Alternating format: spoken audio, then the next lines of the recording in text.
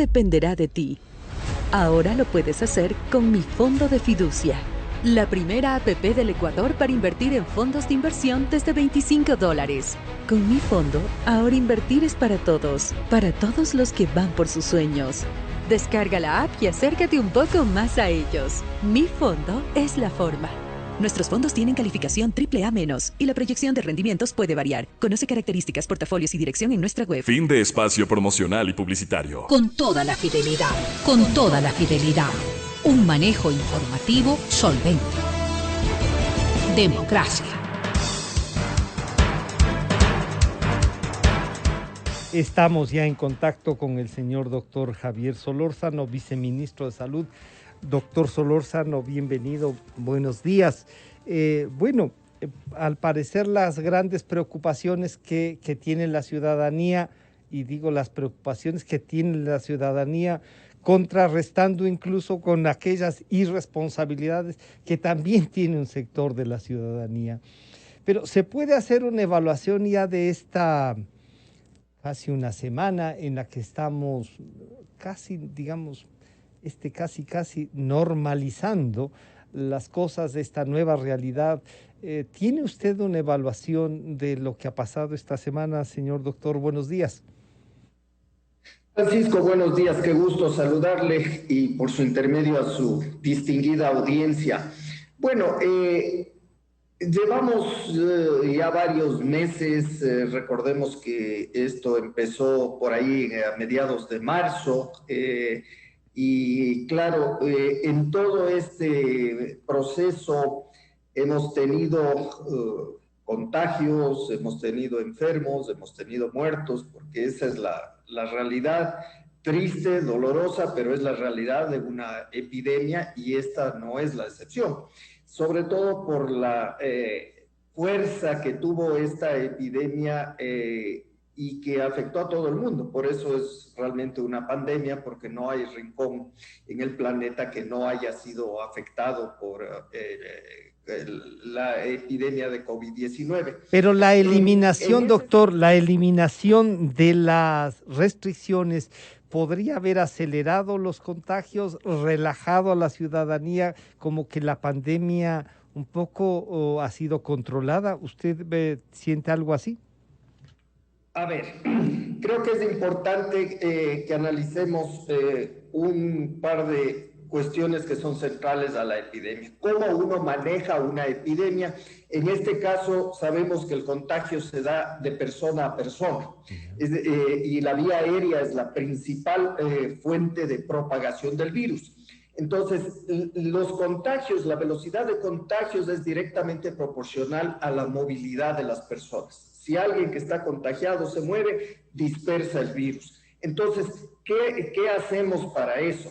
Lo importante es identificar a esas personas y aislarles, es decir, se hace una contención, el APO que se hablaba, ¿no es cierto?, el aislamiento preventivo obligatorio, para evitar que siga diseminando el virus. Entonces, estas medidas de restricción de la movilidad, partamos de ese caso individual. Una persona contagiada, entonces le pedimos que se quede en su casa o está confinada en un hospital si el caso es grave.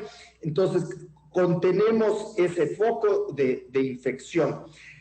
Obviamente, como hemos ido adaptándonos a este nuevo contexto, a esta nueva realidad, y hemos retomado una serie de actividades productivas y comerciales, eso ha significado también un aumento de la movilidad de las personas. Pero no necesariamente un aumento de los contagios, ¿o sí? Ustedes estadísticamente podrían decir sí se han incrementado los contagios y lo que ha bajado a lo mejor y la gente siente es la agresividad del virus que provoca quizá menos muertos y más contagios, doctor. Allá voy. Digamos, en las últimas semanas hemos visto una tendencia a la disminución de la velocidad de diseminación del virus. Eso se refleja en menos contagios, menos enfermos, menos muertos. Sin embargo, no hay que bajar la guardia. no hay que confiarse, porque a partir del cese del estado de excepción, la gente ha empezado a moverse más. Entre comillas diría, ha habido un relajamiento social, y ese relajamiento social ha significado romper la distancia física y la distancia social. Ya vemos aglomeraciones, vemos tumultos, los buses están excediendo el aforo acordado dentro de los protocolos de bioseguridad. Vemos que ya la gente se reúne a celebrar, cualquier pretexto es bueno para celebrar, se hacen fiestas. Entonces, al romper esta distancia, estamos aproximando a las personas y aumentando la capacidad de transmisión del virus. Entonces, evidentemente tenemos que observar qué pasa en las próximas semanas, porque el virus no es que se manifiesta de la noche a la mañana, toma un tiempo el periodo de incubación y luego también la evolución de la enfermedad. Y en general hemos visto que la demanda de atención hospitalaria se da alrededor de 3-4 semanas después de haber los contagios. Entonces, o sea que podríamos esperar 3 o 4 semanas, no 8 días, como desde la terminación del estado de emergencia. Podríamos esperar que un mayor rebrote, como consecuencia mayores contagios y por lo tanto una necesidad mayor de atención médica, doctor. A ver, toda epidemia tiene una historia natural, y esa historia natural se caracteriza por brotes y por periodos de reducción o de calma. Entonces, siempre estamos sujetos a tener un brote.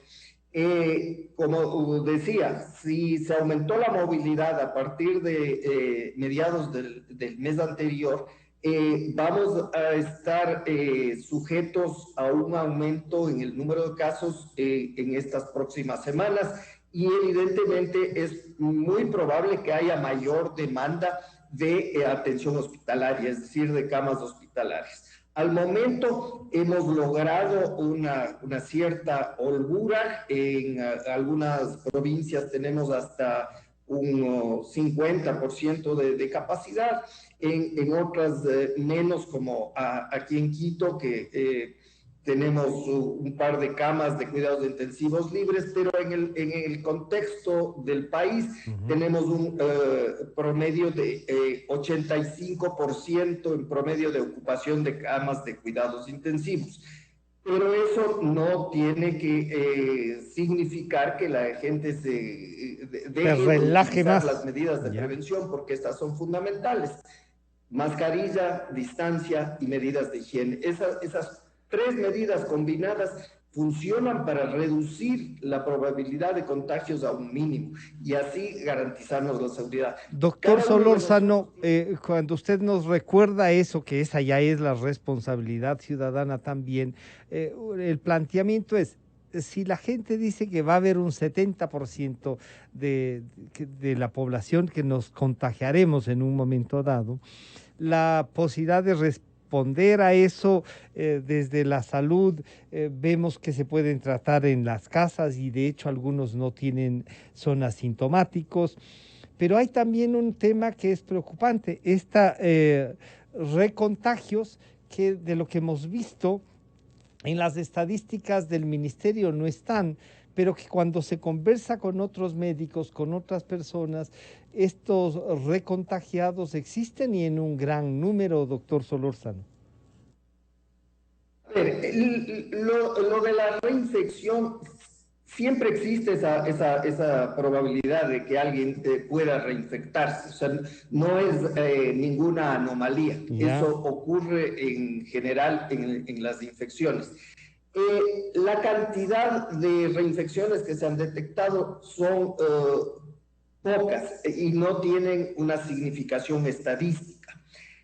¿Qué es lo que pasa? Que también hay que tomar en cuenta que no necesariamente son reinfecciones. Hay personas que, por ejemplo, mantienen pruebas de PCR positivas, a pesar de estar bien. O sea, ya pasaron el periodo de enfermedad, ¿Y qué es lo que ocurre en esos casos? Es que circulan fragmentos del virus en el cuerpo que ya no son infecciosos, que no van a producir enfermedad, pero que al hacer una prueba de PCR van a ser detectados. Pero producen contagio. Antígeno anticuerpo identifica al virus y entonces se detecta y aparece como positivo. Entonces hay que tener cuidado también con la interpretación de los resultados. Pero producen contagio estos residuos, digámoslo así, del virus de las personas que ya han sido tratadas, que ya no... ¿Producen contagios todavía esos residuos? No, esos fragmentos ya es un virus incompetente para los contagios. Es decir, no hay el riesgo con esas personas. Pero por eso es importante lo que decía, todo esto tiene que estar sustentado en la evidencia clínica, tiene que ser evaluado por un médico para poder tener la decisión diagnóstica del estado de la persona. ¿Usted diría entonces que los médicos que tratan esto están obligados a mandar para recibir las estadísticas y eso, pero generan algunas dudas de notificar al ministerio? ¿Es posible eso o los médicos de alguna manera están obligados a notificar para saber cómo es ese comportamiento, doctor? Bueno, de hecho, como usted dice, Francisco, están obligados. O sea, la notificación en estos casos es obligatoria porque es una enfermedad transmisible y sobre todo en este momento estamos en una epidemia. Entonces, esa se convierte en una enfermedad de notificación obligatoria. Todos los médicos, independientemente de su condición de públicos o privados, tienen la obligación de reportar los casos. Hay un sistema que es el Sistema de Vigilancia Epidemiológica, el VIEPI, que en este momento estamos en proceso ya de cambio, hemos desarrollado un software, pero claro, ajustar el software no es cuestión de un par de días, pero esperamos ya muy pronto ponerlo en marcha, quizás la próxima semana ya va a estar funcionando, y en ese software que es más amigable que la herramienta VIEPI, permite hacer el reporte de los casos. Entonces se identifica y se consolida en una base de datos que nos sirve para hacer el seguimiento epidemiológico de todos los casos que ocurran en el país. ¿No habrá a lo mejor recelo de algunos médicos para notificar y sentirse de alguna manera más vigilados y por lo tanto prefieren tener una relación con sus pacientes y no notificar, doctor? ¿Eso es posible? Es que esa es una responsabilidad de la práctica profesional, es un imperativo ético el reportar una infección de esta naturaleza, porque recordemos que estos no son casos individuales. Inclusive, digamos, en el caso de un cáncer, hay un registro nacional de cáncer, esos casos se registran. Tenemos que entender que una cuestión es la parte individual de la relación médico-paciente, que eso es confidencial, se mantiene en la historia clínica, y otra cosa es el reporte que se hace para la vigilancia epidemiológica de una serie de enfermedades, entre estas las enfermedades infecciosas o el cáncer. Y nosotros como médicos estamos obligados a reportar porque es para el bienestar de la comunidad. O sea, no es que mediante esta herramienta estamos controlándole al médico, no. Es lo que estamos haciendo una vigilancia epidemiológica de los casos nuevos y un seguimiento de cómo evoluciona la epidemia. Ahora, otros dos temas que han sido en virtud de la epidemia tratados y que se debate es, pasó la euforia de las pruebas, dicen. ¿Será porque descubrimos que se estaban robando la plata en las pruebas? Pero el ministerio sigue haciendo las pruebas, algunos municipios también. ¿Cómo coordinar, doctor Solórzano, este esfuerzo del que podrían ayudar los municipios, pero que en algunos casos lo que han hecho es ver un negocio y ni siquiera reportan las pruebas, y hay algunas pruebas que parece no sirven porque unas veces dan positivo, otras negativos, y lo que usted nos dice, a lo mejor también las cargas virales están presentes en eso, doctor Solórzano. Claro que sí. El tema de las pruebas, hay pruebas y hay pruebas, y eso es importante señalar, porque las pruebas rápidas, que es lo que la mayoría hacen, no son pruebas diagnósticas. Es decir, con una prueba rápida lo único que yo determino es que la persona a la que estoy haciéndole la prueba ha tenido contacto en algún momento con el virus. Pero también hay reacciones cruzadas con otros virus respiratorios de la misma familia de los coronavirus, del sincitial respiratorio, influenza, etc. Entonces, no son pruebas diagnósticas. La prueba de PCR que se hace en el hisopado nasofaringio, esa sí es prueba diagnóstica porque identifica el virus. La coordinación con los gobiernos autónomos descentralizados es muy importante y efectivamente hemos logrado acercamientos y un trabajo coordinado bastante bueno en muchos de los casos. Un ejemplo digno de mencionar es el trabajo con el municipio de Quito. Y gracias a ese trabajo conjunto, a la coordinación, hemos logrado incrementar la capacidad de rastreo, la vigilancia comunitaria activa, y hemos logrado aumentar la capacidad de realizar pruebas y obviamente el número de casos identificados ha sido mayor porque estamos haciendo ese esfuerzo.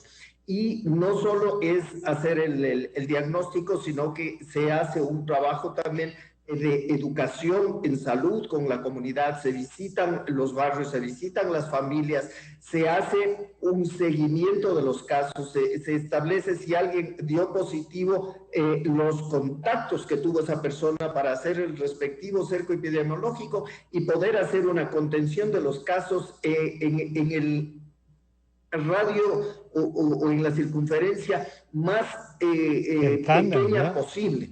De eso se trata, de hacer esta vigilancia comunitaria activa, identificar en forma temprana los casos para evitar que haya mucha dispersión, porque los contactos que esa persona tiene pueden haber sido contagiados. Entonces, ese es un ejemplo del trabajo y en este caso se utilizan las dos pruebas. Se utiliza la prueba rápida para hacer una primera identificación de exposición y después, si es que hay una sospecha, se pasa a la PCR para hacer el diagnóstico y confirmar o descartar la presencia de COVID-19 en esa persona. Doctor Solórzano, ¿usted como médico recomendaría que los ciudadanos que tengan algún malestar, algo de eso, acudan a alguno de estos centros que ya ofrecen pruebas? Ya sabemos que las rápidas no hay que hacerse, sino las PCR. ¿Usted recomendaría que las propias instituciones donde se trabajan, las oficinas en general, accedamos a una prueba o no cree que es necesario de mutus propio ir y hacerse una prueba, doctor Solórzano? Bueno, siempre mientras más pruebas hagamos, mayor capacidad de identificación de los contagios vamos a tener. Entonces, es bueno hacer pruebas. Lo importante es también hacer pruebas en un contexto que a mí me permita dar respuesta. Lo que decía, si hacemos la identificación de un caso, poder hacer la notificación inmediata. Si por ejemplo es en el lugar de trabajo, hacer la coordinación respectiva con la unidad más cercana del Ministerio de Salud para poder hacer la identificación de los contactos y hacer un cerco epidemiológico y poder tener una reacción inmediata para evitar la propagación del virus. Sí, el aporte que puedan hacer, digamos, las empresas, que puedan hacer las diferentes oficinas, es útil. Yeah. Siempre también es importante que si alguien empieza a tener alguna sintomatología, acuda inmediatamente al médico, al centro de salud más cercano, porque mientras más temprano diagnostiquemos mejores el pronóstico de la persona. Hemos visto ya con todos estos meses de experiencia que los casos que han dejado que se complique la enfermedad es porque no han acudido en forma temprana a recibir atención de salud. Y muchas veces ya el contacto con el servicio de salud es muy tardío. Y ahí es donde se complican y hemos tenido que lamentar también fallecimientos. Entonces, mientras más temprano tomemos contacto con los servicios de salud, si es que yo tengo sospecha de haber tenido contacto con alguien que estuvo contagiado, notifiquemos al servicio de salud y sigamos las instrucciones para poder hacer un seguimiento y un diagnóstico oportuno y prevenir enfermedad y muerte.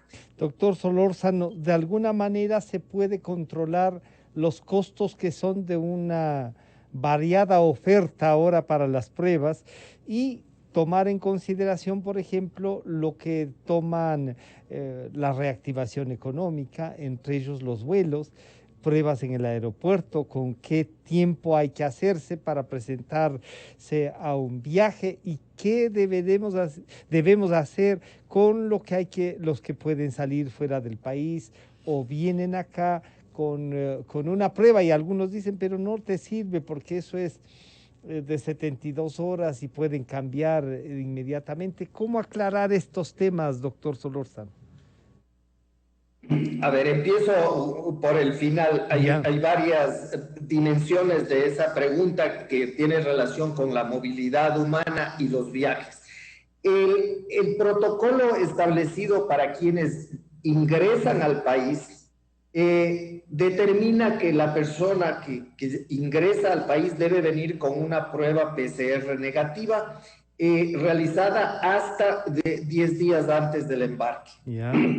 Si es que no cumple con ese requisito la persona que ingresa al país, se le pone en aislamiento preventivo obligatorio y se le realiza una toma de muestra para PCR que sale del propio peculio del pasajero y hasta se mantiene en aislamiento hasta que se obtiene el resultado. Si el resultado es negativo, la persona puede salir tranquilamente a hacer sus actividades, pero si el resultado es positivo, ya de pasajero, turista o visitante, se convierte en paciente, porque ya es una persona enferma. Y entonces ahí se tiene que someter a todos los protocolos de manejo de un caso de COVID-19. En el caso de los viajes nacionales, en este momento, con excepción de los viajes a Galápagos, que se requiere una prueba de PCR negativa, para viajar al resto de ciudades del país no se requiere de prueba PCR. Entonces, hay una facilidad en la movilidad para lo que es el turismo interno.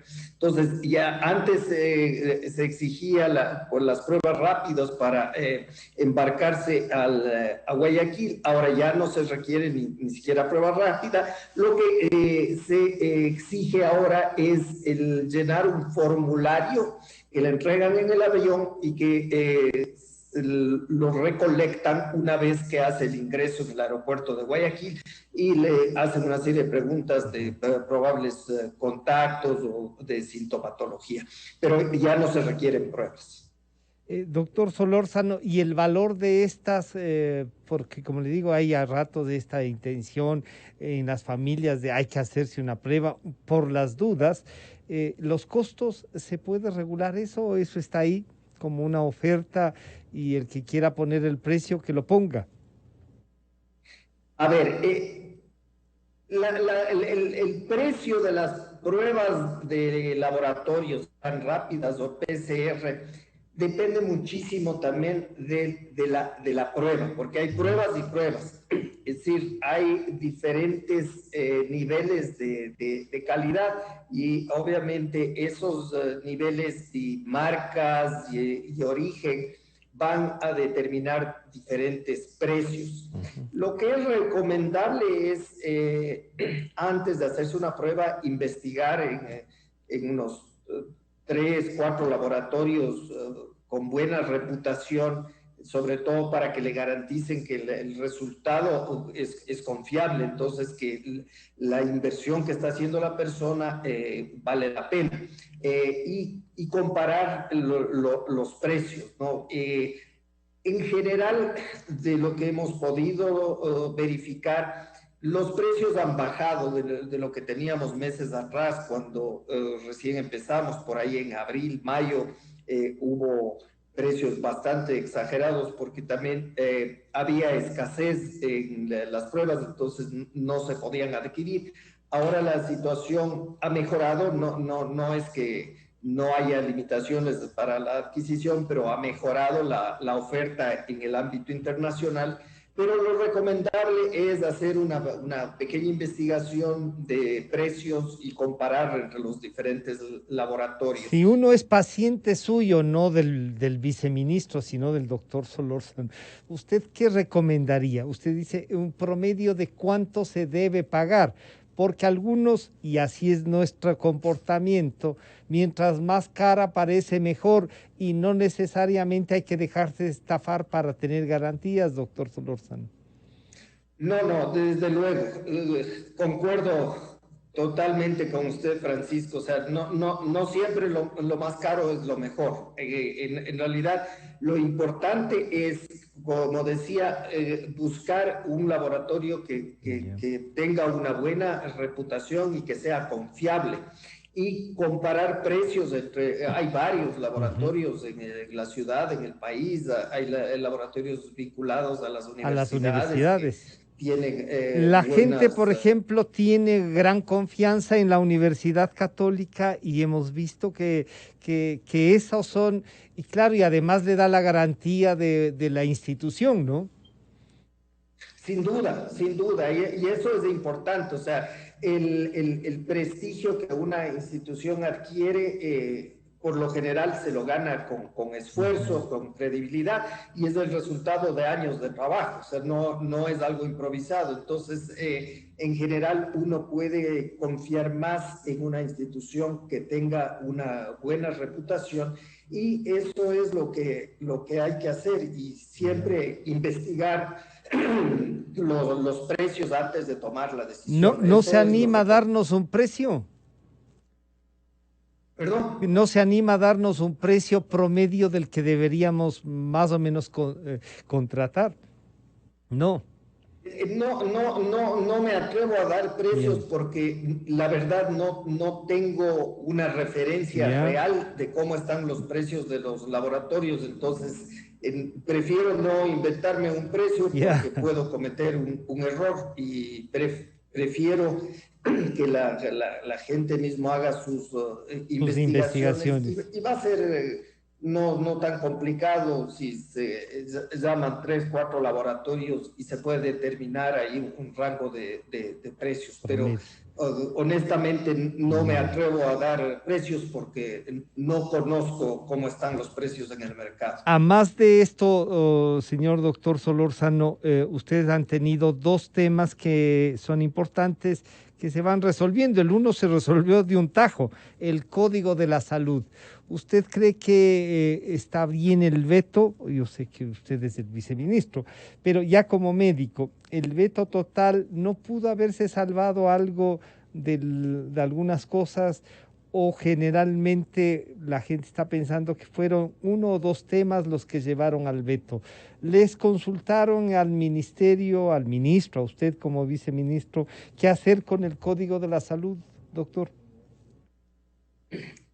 El Código de la Salud tiene que representar la expectativa, las aspiraciones y las necesidades de toda la población. El gobierno objetó el Código Orgánico de la Salud pensando en toda la ciudadanía, para precautelar el acceso a la salud de todos los ciudadanos. No respondió a presiones de grupos minoritarios o a grupos de interés que pueden tener sus intereses legítimos, pero que no por esos intereses pueden prevalecer sobre el colectivo, sobre el interés general. Entonces, eso es lo que resultó de este Código Orgánico de la Salud, una colcha de retazos, porque grupos de interés fueron trabajando sus particulares agendas durante este periodo de 8 años y lograron incorporar el texto que les interesaba, pero sin una síntesis con una visión general y global prospectiva de lo que es un sistema de salud, la organización de ese sistema de servicios. Y un código de la salud debería ser un marco normativo general que permita establecer los acuerdos básicos de cómo funciona un sistema de salud, cómo garantiza el acceso de la población y le da garantías también de la calidad de los servicios y de por ejemplo, procedimientos y medicamentos que se entregan en el sistema de salud. Y de ahí ir derivando legislaciones específicas, porque hay ámbitos muy especializados en la salud, como por ejemplo la donación de órganos y tejidos y los trasplantes. Por ejemplo, otro es el manejo de sangre y de todos los hemoderivados. Tenemos los medicamentos, tenemos todo lo que es la tecnología médica, dispositivos y equipos médicos que amerita que sean cuerpos específicos, especializados de legislación. Entonces, el Código Orgánico de la Salud debe ser solo un paraguas, ¿sí?, que nos permite ese marco de referencia en cuanto a las normas de cómo... Y entonces ahí hay una legislación complementaria o supletoria que debe ser desarrollada al mismo tiempo, y usted no lo acaba de decir, esto era una especie de colcha de retazos, pero en la asamblea algunos decían respondía también a esa visión que usted tiene, que debe responder a la sociedad en su conjunto, doctor. En realidad, si es que respondería a toda la sociedad en su conjunto, no se darían cosas como en la transitoria 23 que establecen que hay que humanizar la ancianidad. O sea, no hay nada más humano que hacerse anciano. O sea, desde los albores de la humanidad, los ancianos han sido venerados como el cúmulo de la experiencia y la sabiduría de los grupos sociales, desde los más pequeños hasta culturalmente así ha sido, ¿no? Entonces, ¿cómo vamos a decir que ahora, mediante una legislación, vamos a humanizar la ancianidad? O sea, y con especial atención a Vilcabamba. Eso me parece fuera de lugar, por decir lo menos, lo menos, porque tenemos cuestiones medulares en la salud, como por ejemplo la capacidad sancionadora del INDOT en temas del manejo de donación de órganos y tejidos. Claro. Se le quita la capacidad sancionadora, entonces estamos abriendo la puerta al tráfico de órganos y tejidos. Entonces hay cosas de fondo graves que se omitieron. Quisiera pensar de forma de buena fe, como se dice, por un descuido, pero no podemos pensar que eso refleja el interés de toda la ciudadanía. O sea, a mí me interesa que haya donación de órganos, que se garantice un sistema. Pero la ley vigente, doctor Solórzano, la ley vigente de trasplantes y de donación de órganos, parece que entonces sí funciona en control y en la facilitación. Eso por lo menos sostenía, y además de que estaba de acuerdo el señor doctor Romo de la Academia de Medicina, y también conversaba yo con Gonzalo Haro y decía, los decanos y todos están en conciencia de eso, y de una vez le planteo, ellos también se pronunciaban por el tema de los posgradistas. ¿Cómo resolvieron ese tema, doctor? Bueno, el tema de los posgradistas es el resultado de otra aventura legislativa. Cuando se aprobó la ley humanitaria, se aprobó una ley humanitaria sin un financiamiento, y sabemos que toda ley que no tenga financiamiento se convierte en letra muerta. En este caso hemos tenido que llegar a un diálogo permanente con los posgradistas y a un acuerdo, y la semana pasada ya se publicó el reglamento a la ley humanitaria. Tomó tiempo porque no era tan sencillo como parece. La ley decía que había que en 30 días tener el reglamento, pero una serie de vericuetos legales requirieron más tiempo, y se publicó la semana pasada. Se hizo un acuerdo ya con los posgradistas, y lo que viene hacia adelante también es obviamente un cambio, porque a partir de esa ley se afecta el sistema de formación en posgrado que estaba vigente, y ahora hay que organizar en las circunstancias actuales, en esta nueva coyuntura, la relación de ese sistema entre los órganos que forman a los posgradistas, como las universidades, los estudiantes de posgrado, que son los médicos que desean especializarse, y las instituciones de salud que requieren el aporte de los especialistas. Entonces, en este sentido, por ejemplo, de aquí en adelante se va a requerir una planificación más coordinada entre estas instancias, de tal suerte que las partidas que se abran de becas respondan también a las necesidades que tengan las instituciones de salud, y los posgradistas se adecuarán a esas necesidades y optarán por esas becas. Pero claro, ahí lo que usted nos acaba de decir es que conflictuaron la posibilidad de especializarse y solo podrán hacerlo en virtud de los espacios y las necesidades, no de la vocación, para llamarlo de alguna manera, doctor Solórzano. Sin duda, sin duda. El tema de los espacios es importante entender, porque estos cupos a futuro van a tener que ser determinados con el respectivo financiamiento y con la identificación de la necesidad en cada uno de los hospitales que acojan a los posgradistas. O sea, las instituciones de salud determinarán qué especialidades requieren, y en función de eso y del financiamiento se abrirán las plazas que deberán ofrecer las universidades para la formación de posgradistas. Doctor Solórzano, le pido una reflexión de esta, ya de la experiencia de ser el viceministro, y ya no solo del médico, sino ya de ejercer el viceministerio. ¿No era necesario reestructurar, o no es necesario reestructurar todo este aparato que tiene el Ministerio de Salud, a lo mejor para darles espacios a que, no sé, se tengan un órgano de control adicional, y se dediquen a la salud y a su desarrollo en otros casos? ¿Usted encuentra que la estructura actual es la correcta? Una reflexión sobre eso, doctor Solórzano. Claro que sí, Francisco. El tema de la estructura del Ministerio de Salud, sin duda que en el transcurso de los últimos años se hizo una estructura de alguna manera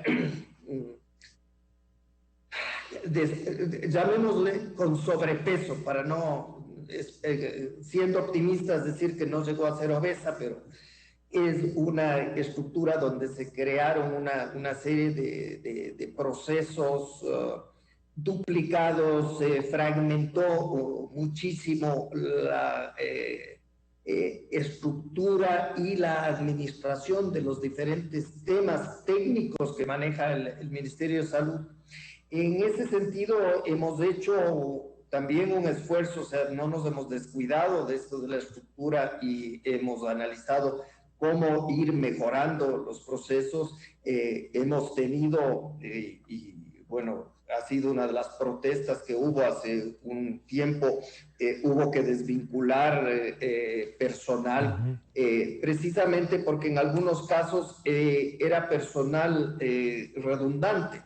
Esto ha significado que algunos de los procesos y procedimientos se tengan que reestructurar, y poco a poco vamos logrando mejorar la agilidad en esos temas. Sin embargo, no es un proceso fácil, es una lucha permanente también, porque al interior del ministerio también hay grupos de interés, grupos que les interesa pero que además, perdón ahí la interrupción, doctor, no solo grupos de interés, se habla de grupos que controlan áreas desde dirigentes profesionales hasta gente que está ahí administrando la salud, pero administrando para ellos, doctor Solórzano. ¿Ha descubierto algo de eso también? Así es, Francisco. El tema de la corrupción, que es público y notorio, nosotros hemos identificado y hemos sido los primeros en denunciar. El tema de discapacidades está en manos de la justicia. La fiscalía está haciendo la investigación respectiva, y fuimos nosotros quienes identificamos y denunciamos, y ha habido denuncias de más de 50 funcionarios del Ministerio de Salud que están en manos de la justicia, y claro, muchas otras personas afuera. El tema del manejo de medicamentos, insumos en varios de los hospitales, que responden al manejo de redes de corrupción que vienen de décadas. O sea, esto no es actual, no es una cuestión casual. Son verdaderas redes organizadas, es todo un esquema de crimen organizado que ha controlado el negocio, entre comillas, de la salud, porque así lo han visto, pero en desmedro del acceso de la población, en desmedro del buen uso de los recursos nacionales, que todos contribuimos porque todos pagamos impuestos, y en realidad nos han robado muchísimo dinero y han perjudicado a un montón de pacientes que no han podido acceder en un momento a la medicación o a los insumos que requerían para algún procedimiento médico, por todos estos actos de corrupción. Y el compromiso es cero tolerancia a la corrupción, pero evidentemente cuando hay estas redes que están bien organizadas por muchísimo tiempo, porque son realmente empresas de mal manejo, de robo, no se logra desmantelarlas de la noche a la mañana. Además, tenemos que seguir en los procesos judiciales que, como ustedes saben, no son simples, y por lo general son bastante dilatados. Entonces, eso es una cuestión de alguna manera frustrante, no poder hacer un combate más profundo de todos estos temas que nos perjudican a todos los ciudadanos, porque al final del día nos meten la mano a usted, a mí y a todos nuestros vecinos y familiares. Señor doctor Solórzano, muchísimas gracias por atendernos. Estaremos en contacto para seguir evaluando, y en temas de la lucha, no se desanimen, tenemos que enfrentarla, si no, no hay viabilidad, doctor Solórzano.